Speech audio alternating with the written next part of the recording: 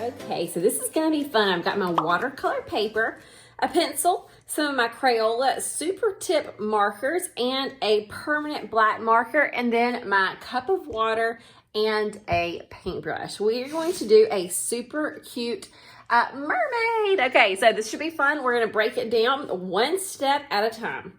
So we're gonna start with a U shape. This is going to be the face shape. So we're gonna start with a U.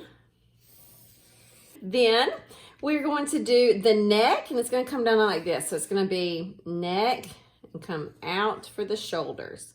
So that's just kind of a line, really, okay? Sometimes if you think of it as neck and shoulders, it makes it a little bit hard. If you think of it as just a line, it's not so hard. So neck and shoulders. Now for the hair, I'm not gonna finish the head off. I want there to be some bangs there. So I'm gonna start up here and just kind of do a swoosh, and a swoosh. Then I'm gonna start high and just kind of have it coming down, okay?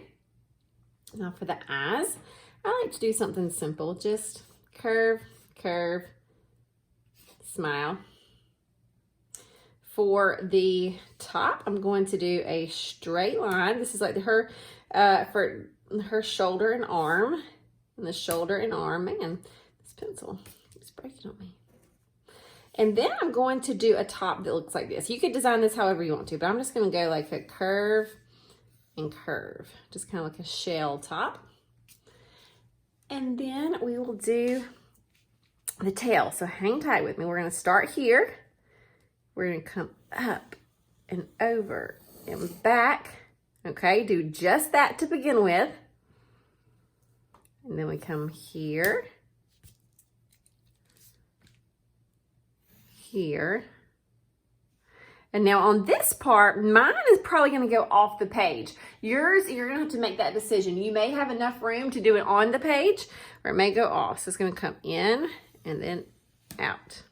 All right, so now I'm going to take my permanent marker and I'm going to start tracing my pencil line.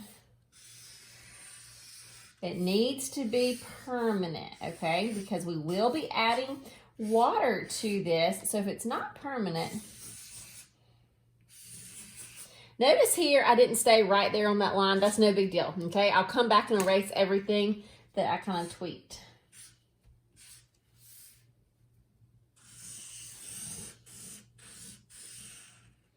Now, let's see. What you could do here is these little curves.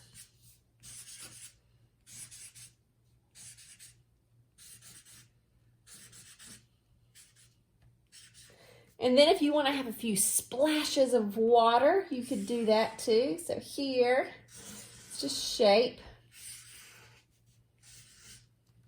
And then maybe a few little accent lines in the hair. All right, so there we have got it drawn, and so now it is time for color. I'm gonna take my eraser and just really quickly erase a few of the lines that might still be showing. And if it's just a few little lines, I don't worry about it too much, but some of these you can see a lot. So I'm gonna go ahead and erase those. You always wanna draw lightly on this watercolor paper so that it erases clean. Okay, now here comes the fun part. You could color this with crayons. You could color it with your Crayola oil pastels. You could do it with markers. You could do it with watercolor. You can do it with whatever you want to. I'm using these Crayola super tips that are going to turn to water. So here we go. We're going to grab the yellow and just kind of lay it in. Remember, we're going to add the water that will turn this to watercolor.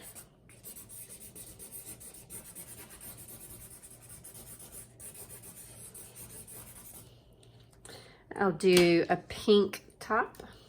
Again, you can do whatever color you want. This is such a small area, you could almost color the whole thing in. Then I'll do a green tail. Remember, you do not have to color everything in solid. You're just kind of letting this marker juice get on your page. Again, this is watercolor paper that we're using. And once you touch it with your paintbrush and water, it loosens this up and turns to that super cool watercolor. All right, and let's see, I may throw a little bit of this in just for color variation, kind of.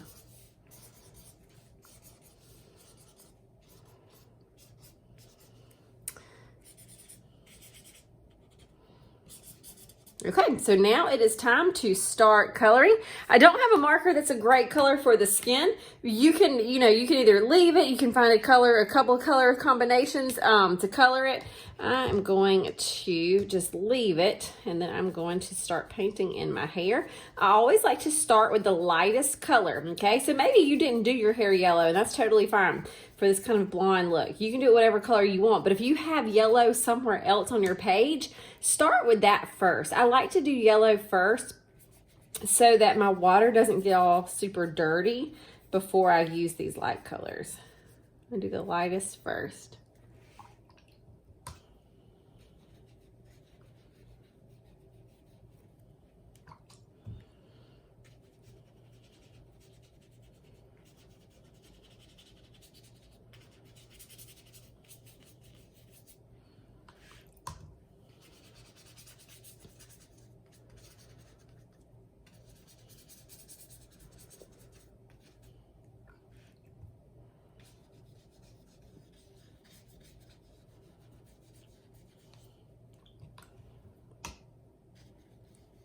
And then you could think about, is there anything you want to add to your background?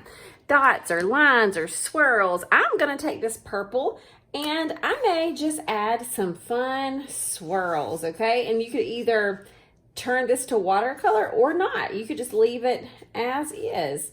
Now, if you paint over this with a brush and you're wanting to turn it to watercolor, I would say maybe do a smaller brush, and you definitely wouldn't go side to side with it, okay? You would trace it in the curves, okay? Because you don't want this to you don't want to lose your fun design here.